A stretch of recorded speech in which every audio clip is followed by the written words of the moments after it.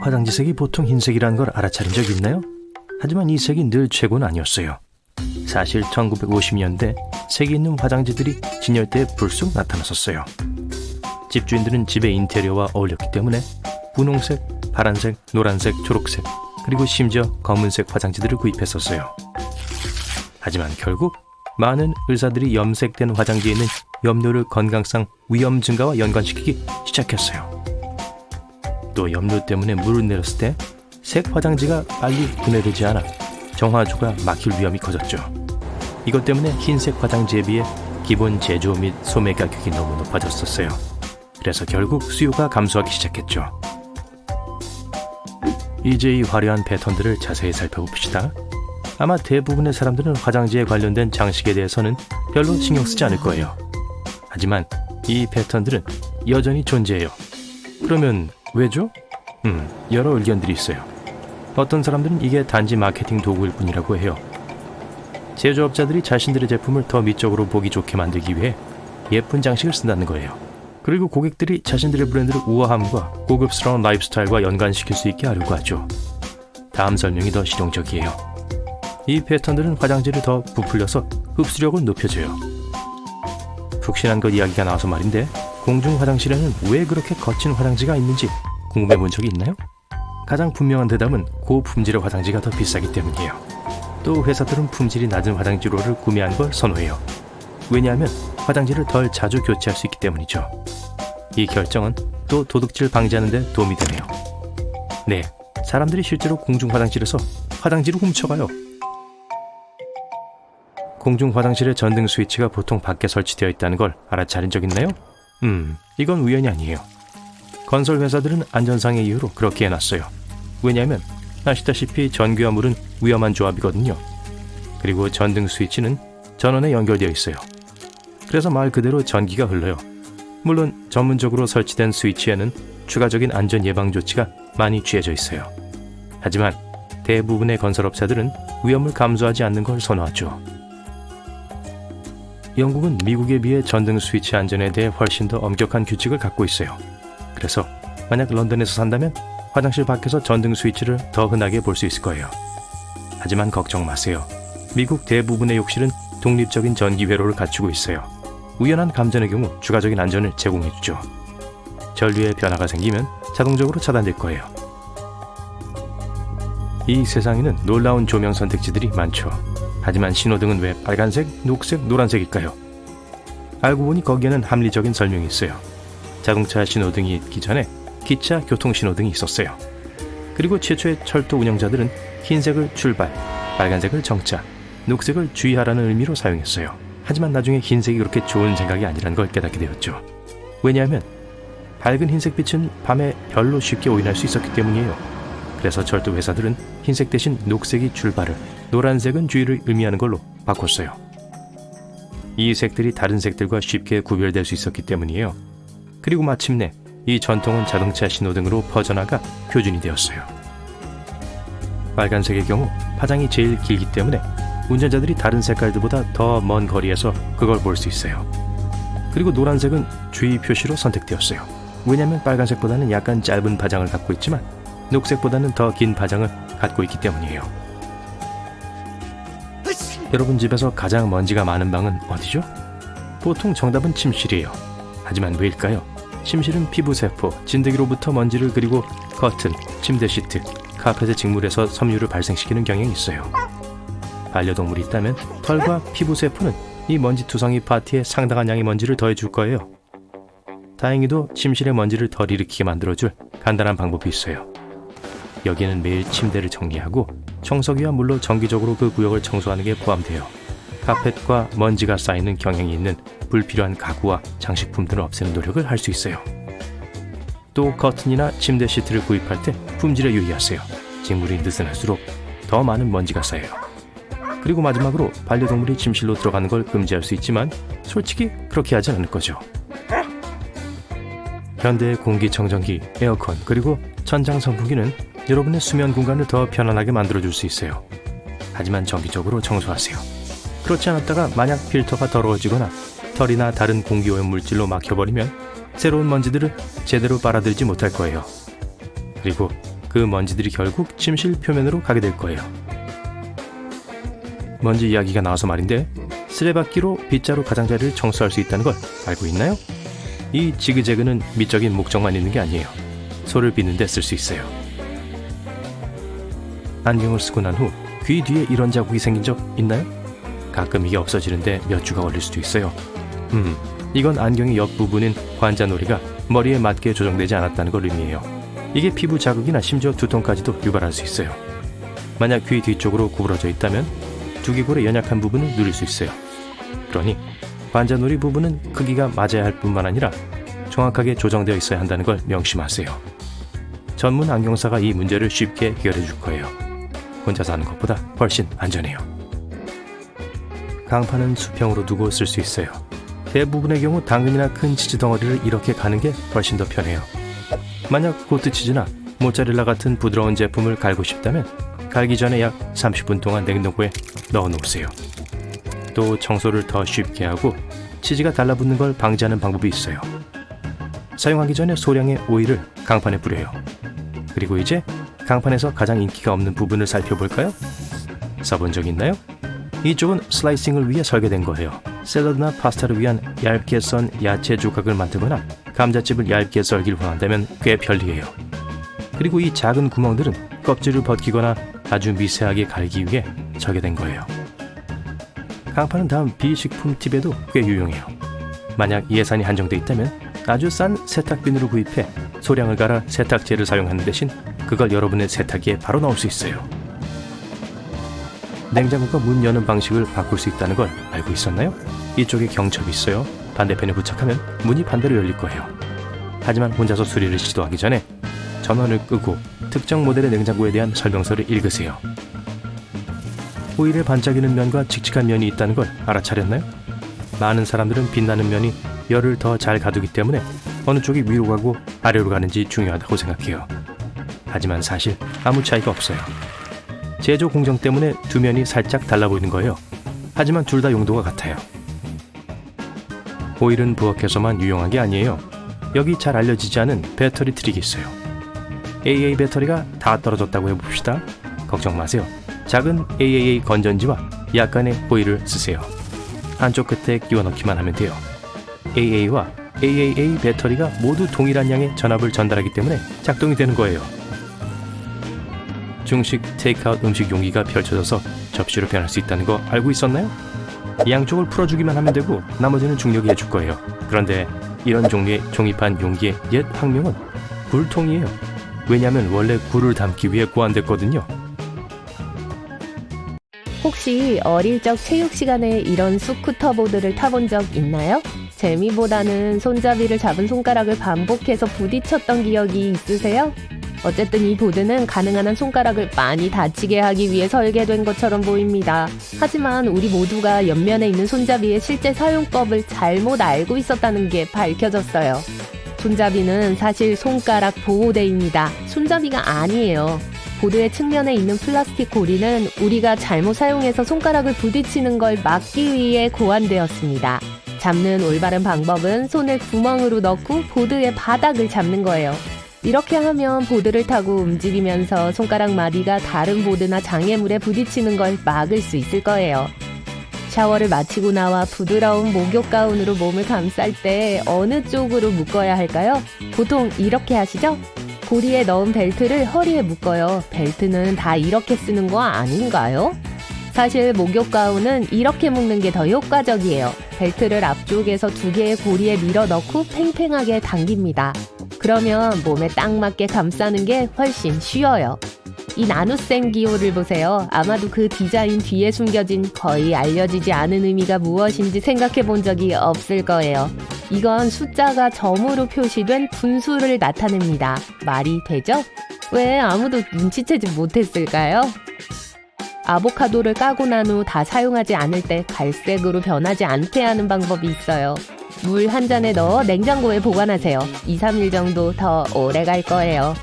영화를 보기 위해 팝콘을 전자레인지에 넣고 돌린 다음 봉지를 그릇에 쏟으려고 해요. 잠깐! 전자레인지 팝콘 봉지는 거의 아무도 사용하지 않는 유용한 기능이 있어요.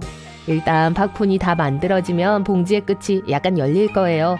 더 넓게 뜯기 전에 봉지를 뒤집어서 흔들어 보세요. 그 구멍은 성가신 알맹이들이 빠지도록 고안되었습니다. 모두 흔들어서 털어내면 매번 완벽한 팝콘을 즐길 수 있을 거예요. 자외선 차단제에는 유용한 용도가 있어요. 피부에 영구 마커 자국이 남았는데 스프레이 자외선 차단제가 있다면 마커에 뿌리고 문질러주세요. 됐어요. 또한 부엌 타일과 같은 단단한 표면에도 효과가 있어요. 다음번에 예술적 재능을 발휘하면 안 되는 곳에 영구 마커를 사용했다면 문제 없겠네요. 리모컨의 배터리가 방전되면 배터리 수명을 늘릴 수 있는 숨겨진 기능이 있습니다. 배터리를 꺼내서 양쪽 끝을 함께 문지르세요. 이렇게 하면 연결 지점이 깨끗해지고 내부의 화학물질이 재분배됩니다. 이것은 배터리를 사러 가기 전까지 시간이 있다는 걸 의미하죠. 위를 보세요. 천장 선풍기가 보이시나요? 좋아요. 천장 선풍기가 없다면 선풍기가 있다고 상상해 보세요. 여러분이 아마 모를 숨겨진 기능이 있어요. 팬 자체의 스위치나 리모컨의 버튼일 수 있지만 대부분의 팬은 방향을 바꿀 수 있습니다. 이 기능이 필요한 이유가 있어요. 겨울에는 팬이 시계 방향으로 회전하여 천장의 뜨거운 공기를 아래로 밀어내게 합니다. 여름에는 반시계 방향으로 회전하여 바닥 주위의 찬 공기를 끌어올려 방 주변으로 순환시켜요. 다음은 정말 대단한 발견이에요. 전자레인지에 무음 모드가 있을 수 있어요. 그래요. 새벽 3시에 타이머가 울리기 1초 전에 누르기 위해 손가락을 정지 버튼 위에 두고 간식을 데워 먹는 스트레스가 훨씬 덜할 수 있었어요. 브랜드에 따라 다르지만 0 또는 1 버튼을 길게 누르면 무음 모드를 활성화할 수 있습니다. 이제 언제든지 마음껏 전자레인지를 돌릴 수 있어요. 보잉 하는 소리를 내는 베이스보드의 스프링식 도어 스톱은 단순한 도어 스톱이 아닙니다. 도어 홀더이기도 해요. 스프링을 문 아래로 내리고 문을 열면 스프링이 문 바닥에 걸려서 문을 잡아줍니다. 우리 모두 그걸 몰랐어요. 아마 운동화를 여태 잘못 신었는지도 모른다는 거 아세요? 신발끈이 끝나는 꼭대기에 힐락이라고 불리는 작은 구멍이 있어요. 이것의 용도를 추측할 수 있으시겠어요? 네, 발 뒤꿈치를 고정시키는 거예요. 그러면 물집이 생기거나 양말이 아래로 미끄러지지 않아요. 그건 정말 귀찮아요. 사용 방법은 각각의 신발끈을 힐락 구멍에 끼워서 작은 고리를 만드는 거예요. 그러고 나서 반대쪽 신발끈을 그 고리로 통과시켜요. 그리고 평소처럼 끈을 꽉 묶어요. 이제 발 뒤꿈치는 안전해요. 신발끈 얘기가 나와서 말인데 어쩌다가 매듭을 너무 잘 묶어서 아무리 힘을 써도 그걸 풀 수 없다면 도움이 될 수 있는 흔한 베이킹 재료가 있어요. 네, 맞아요. 베이킹 재료요. 옥수수 전분은 국물을 진하게 하거나 뭉친 매듭을 풀 수 있게 해줍니다. 정말 다용도죠? 매듭에 전분을 골고루 뿌려주고 풀면 쉽게 미끄러져요. 목걸이, 밧줄, 실 등에 사용할 수 있습니다. 안타깝지만 뭉친 근육에는 효과가 없어요. 한번 해보세요. 친구의 손이 얼마나 작은지 생각하지 않고 친구 반지를 끼워봤는데 빠지질 않아요. 윈덱스를 사용하세요. 네, 윈덱스는 유리창 청소 용액이지만 빠지지 않는 반지를 제거하는 놀라운 재능도 가지고 있습니다. 살짝 뿌리기만 하면 반지가 미끄러져 나올 거예요. 대단하죠? 왜 아무도 그걸 가르쳐주지 않은 거죠? 연필로 시험지 답안을 작성하고 있다고 가정해 볼게요. 그런데 지우개가 없어요. 이상하게도 시험 보는데 빵은 잊지 않고 가져왔어요. 그럼 됐어요. 빵만 있으면 방금 적은 오답을 지울 수 있어요. 빵의 질감이 지우개처럼 될 때까지 빵을 단단히 말아주세요.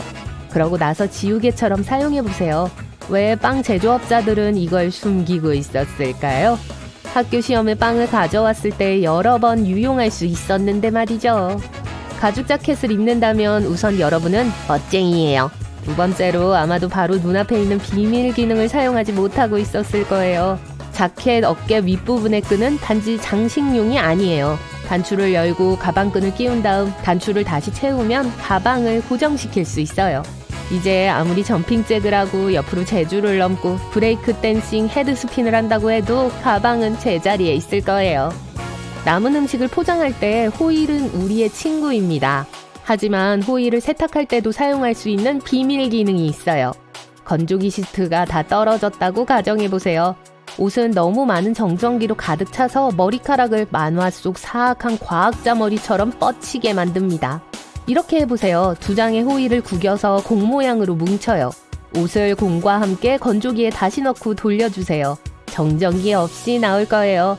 달걀을 삶고 나면 달걀이 뜨거운 물에 있어요. 펄펄 끓는 물이죠. 어떻게 손을 대지 않고 쉽게 달걀을 꺼낼 수 있을까요? 거품기예요. 거품기를 달걀 위에 밀어 넣으면 철사 받침대로 변할 거예요. 이제 쉽고 편안하게 달걀을 꺼낼 수 있어요. 빵봉지에 있는 클립 색깔은 사실 비밀스러운 의미를 전달합니다. 빵이 포장된 요일을 보여주고 있어요. 파란색은 월요일, 갈색은 목요일, 흰색은 금요일을 의미합니다. 네, 무작위가 아니었어요. 대부분의 빵 브랜드들은 이 많은 클립을 공급하는 한 회사를 이용하기 때문에 같은 시스템을 따릅니다. 그래서 완벽한 빵을 고를 때 클립 색깔로 신선도를 가늠할 수 있어요. 여기 수수께끼가 있어요. 미국의 어느 도시가 이름을 2번 부를 정도로 사랑받고 있죠? 맞추셨네요. 뉴욕, 뉴욕. 하지만 문제는 우리가 뉴욕에 대해 정말 얼마나 알고 있는 거죠? 전 도시 아래에 있는 도시에 대해 말하는 거예요. 감히 저와 함께 빅애플 지하 투어에 참여해 보시겠어요? 그럼 손전등 챙기세요. 어두워질 거니까요. 맨하튼의 중심부 로마네스크 시청 건물 앞에서 시작할게요. 믿거나 말거나 우리 발 밑에는 올드시티 홀역이라고 알려진 뉴욕에서 가장 오래된 지하철역이 있어요. 1904년 10월 27일에 개방되었는데 그날은 뉴욕 시민들을 위한 진정한 축제의 밤이었죠. 사람들이 아주 흥분했었어요. 일부는 밤새도록 기차를 타고 왔다 갔다 했어요. 이 이전에 도시 거주자들은 말이 끄는 마차를 타고 돌아다녔어요. 지하철이 이렇게 인기 있던 게 당연하네요. 올드시티역 안으로 들어가면 시간여행을 하는 것처럼 느껴질지도 몰라요. 건축물이 휘황찬란하고 독특해요. 확실히 더 이상 이런 지하철역은 만들지 않죠.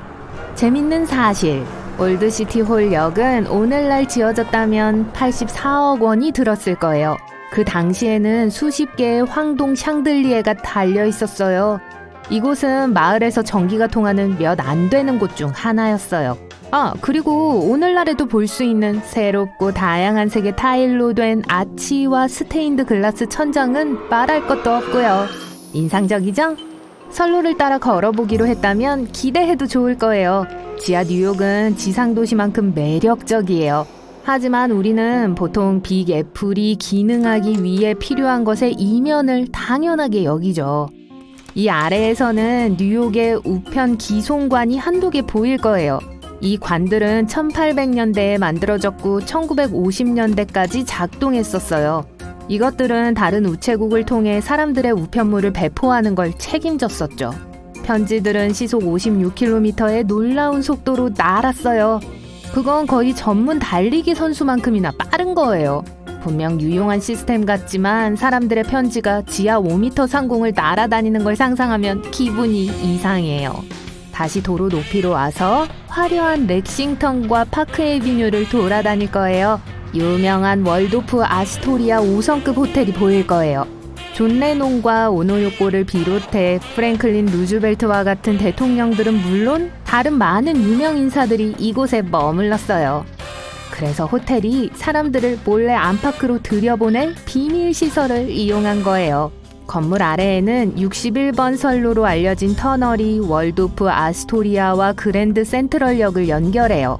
이 선로는 70년대 후반에 비활성화되었지만 어떤 사람들은 앤디 워홀이 80년대에 그곳에서 파티를 열었다고 해요. 분명 대단했을 거예요. 우리가 다음 방문할 곳은 시 외곽으로 지하철을 타야 해요. 125번가에서 내려 강변공원의 경치가 좋은 물가에 도착해요. 여기서 오래된 지하철 노선에 버려진 선로를 발견할 거예요. 이 선로를 따라가면 프리덤 터널로 불리는 지하 그래피티 갤러리에 도착하게 될 거예요. 이 터널은 흔히 프리덤으로 알려진 80년대의 그래피티 예술가의 이름을 따서 지어졌어요. 이 터널을 탐험하는 동안 그가 15년 동안 그린 40개가 넘는 그래피티 작품을 볼 수 있어요. 제임스 딘 모나리자, 그리고 심지어 프리덤 자신의 자화상 스프레이 그림이 있어요. 다음으로 뉴욕시의 북쪽 지역을 잠시 둘러볼게요.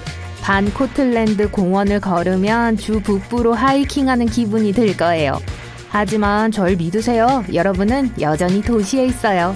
길을 따라 여러분은 돌로 만들어진 큰 환기탑들을 만나게 될 거예요. 이 탑들은 한때 오래된 뉴욕의 사회 기반 시설의 일부였어요.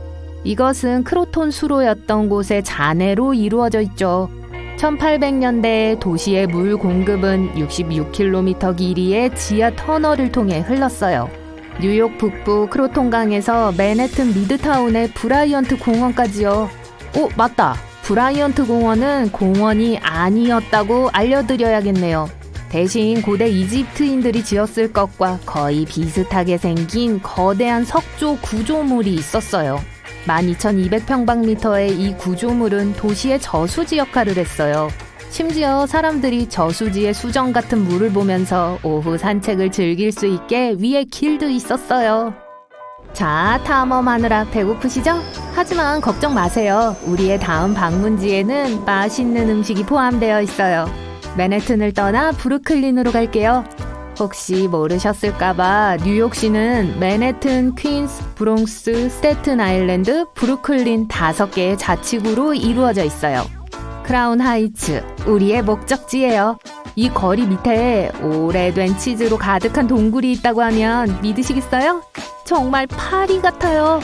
그곳에 내려가면 이제는 사무실 공간으로 쓰이는 100년 된 건물을 지나야 해요. 열심히 일하고 있는 모든 사람들에게 손을 흔들어 인사하고 지하 9m 아래로 내려가는 계단으로 가봐요. 여기서는 손전등이 필요 없어요. 동굴은 밝게 개조되었는데 1000kg의 치즈를 보관할 수 있어요. 하지만 냄새는 날 수 있어요. 치즈 제조업자들이 애초에 치즈를 숙성시키기 위해 지하 터널을 사용하기로 결정한 주된 이유죠. 맛있는 치즈를 한두 입 먹고 나서 계속 가봅시다. 브루클린에 있는 동안 맥케런 공원 수영장에서 화창한 날을 즐기는 수많은 현지인들을 볼 수 있을 거예요. 수영장은 올림픽 수영장의 3배인데 엄청난 관광 명소예요. 여러분이 뉴욕 탐험가가 되어가면서 수영하러 갈 수도 있어요. 하지만 이 명소에는 훨씬 더 흥미로운 곳이 있어요. 수영장은 1900년대 초에 지어졌지만 50년대에 폐쇄되었어요. 이 기간 동안 도시 탐험가들은 수영장 바로 아래에 있는 지하터널 네트워크를 발견했어요. 그리고 물론 비밀 입구를 찾아서 직접 볼 수 있어요. 거기서 수영장의 여과와 난방 시스템뿐만 아니라 이곳이 버려졌을 때 그려진 그래피티를 많이 볼 수 있어요. 멋지네요. 이 질문은 이상하게 들릴 수 있지만 여러분은 뉴욕에서 소를 본 적 있나요? 전 확실히 못 봤거든요. 아마 그럴 만한 이유가 있을 거예요. 분명히 뉴욕에는 아직도 소를 운송하기 위해 건설된 지하 터널이 있어요. 일단 뉴욕이 자동차로 넘쳐나기 시작하자 소들은 교통에 부담이 됐어요. 뉴저지에서 운반된 가축들을 수송하기 위해 12번가 지하에 61m 길이의 소통로가 건설되기까지는 말이죠. 지금이라면 터널이 파괴되었을 가능성이 높아 이곳을 직접 방문할 순 없어요. 하지만 역사학자들은 이것의 존재를 증명하는 청사진을 발견했어요. 목록에 덧붙이자면 고고학자들은 얼마 전에 아주 특이한 화석을 발견했어요. 이제 도시의 땅을 파내는 걸 상상해보세요. 우선 40cm에서 전선층을 발견할 수 있을 거예요. TV 케이블, 전기 그런 것들 말이에요. 더 깊이 파면 5m에서 수도관과 하수관이 보일 거예요. 하지만 그때 뉴욕의 표면 5m 아래에서 발굴자들은 화석화된 난파선을 발견했어요.